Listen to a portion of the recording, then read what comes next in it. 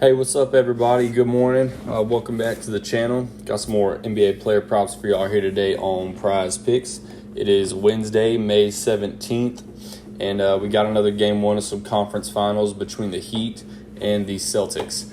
All right, guys, so, as always, if you're new to PrizePicks, use this promo code right here down below. Get yourself signed up, and you will get your first deposit instantly matched up to $100. So like I said before, you drop that... Drop $20 in there for the first time user, you get 20 matched. 50, get 50 matched. 100, get 100 matched. As long as you use this promo code right here, any promo code for that matter. Just do your boy a favor.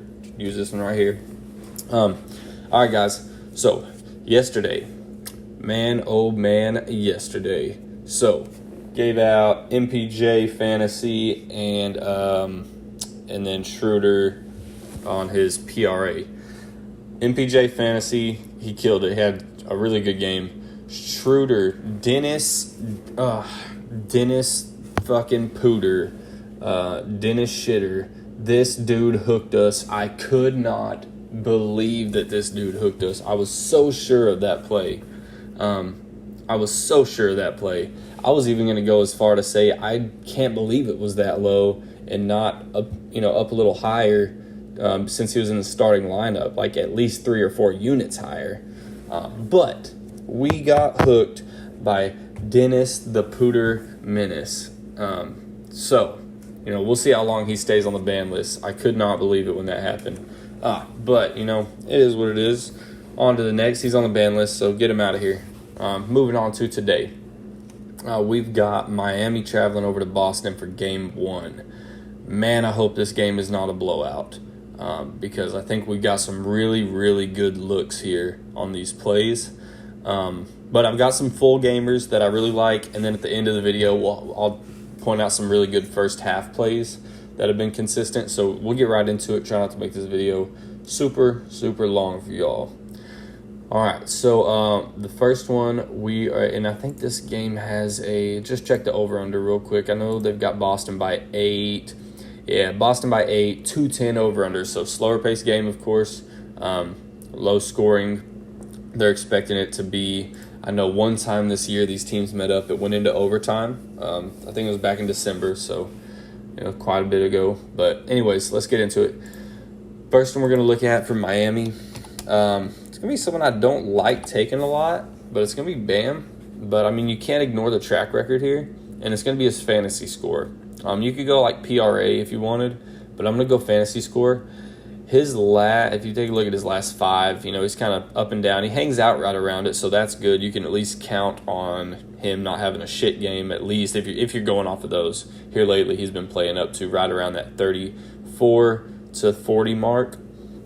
But we're going to look at his fantasy score. His last 6 matchups against Boston, he hits this the last 6 times, and this does dip into last season. So his last 6 matchups, he goes 35.5, 48, 37, 38, 45, and 55. The last time they met up, he drops 55 fantasy score, and that should not be ignored here. That should be heavily considered, and that was, when was that? Maybe in January. But either way, last matchup, 55 fantasy points. Just their last matchup, again, he just had 30 points alone. 30 points and 15 rebounds. So if you wanted to just try and maybe go PR, that'd be good. I'd stay away from just points because he just it's a really tight line on his points usually. But I'm going to go fantasy score here. I really like this play.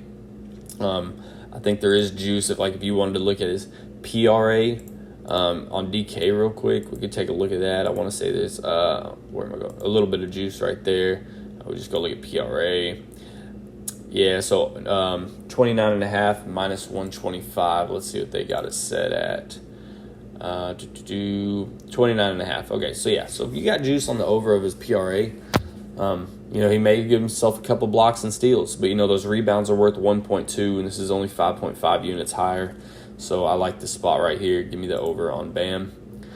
Next one is going to be Mr. Tatum.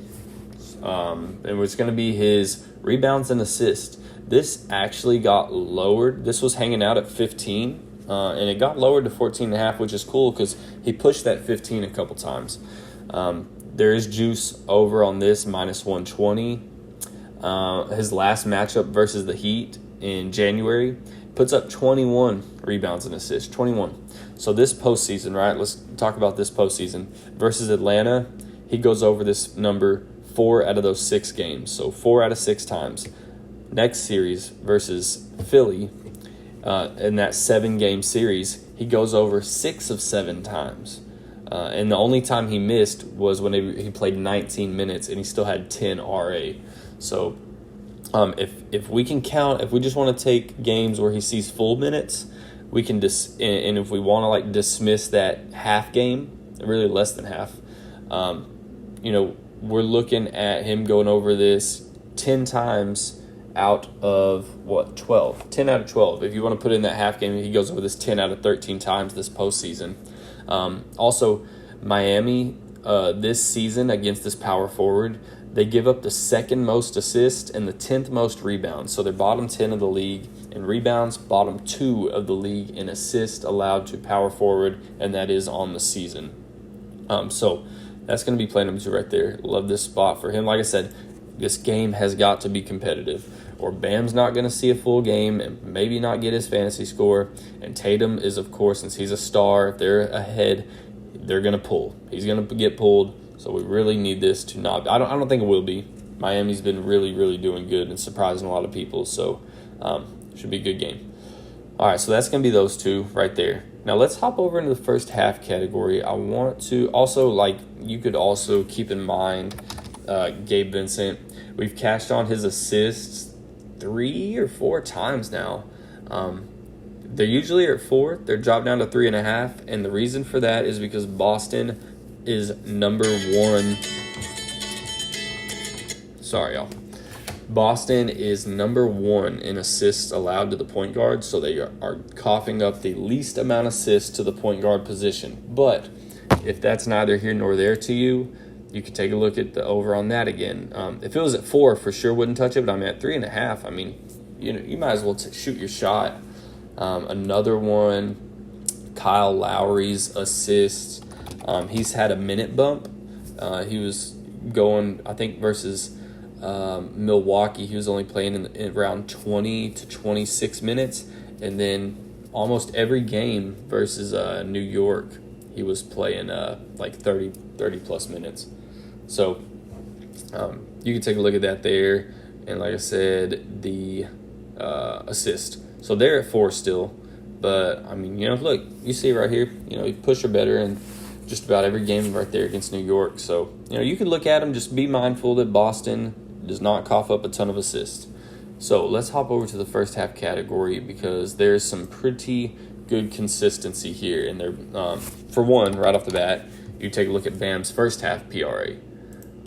Dude's been on a heater, right? So you take a look at that. Another one, these two I really like. It's going to be Kyle Lowry under his 1 3-pointers made right here. So it's going to be under 1 3-pointers made. And, of course, I like the push because there's a lot of times where he gets one. But I'm going to rattle off these stats that I have right here real quick. So this postseason, he goes under this. So this is both series, Milwaukee and New York. He goes under this 8 of 11 games. He has not gotten over this. He has not drained 2 first-half threes since Game 1 against the Knicks. He's typically playing anywhere from 8 to 15 first-half minutes, which is minimal, right? Which is correct because he's coming off the bench to play. He's typically around the 12 to 15-minute mark, but there's been times this postseason where he only sees 8 to 10 minutes. So that would be great. His 3-point attempts are consistently right around 3. There's some 2s in there. Sometimes he doesn't shoot a 3 at all, but it's usually around 3, meaning he would have to come out hot and make, 2 out of 3 of the only 3-pointers he shoots on the road at Boston.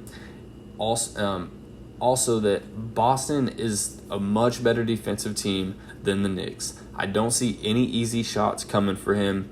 It's a slower paced game. Like I said, he's on the road, and this isn't 3-point attempts. He can hawk up as many as he wants. But he's only been throwing it up 3 times from the arc in the first half this entire postseason. Hasn't been seeing a ton of minutes, and only goes over this 2 times out of the 11 games this postseason. Against Boston, no way. Give me the under on that. So you could throw that on there. Same category, different player. You could take a look. Marcus Smart, first half 3-pointers made, and you can take a look at the over on this, because real quick on Smart, he goes over this every single game this postseason besides 1 time. So Lowry goes under every single time besides 3.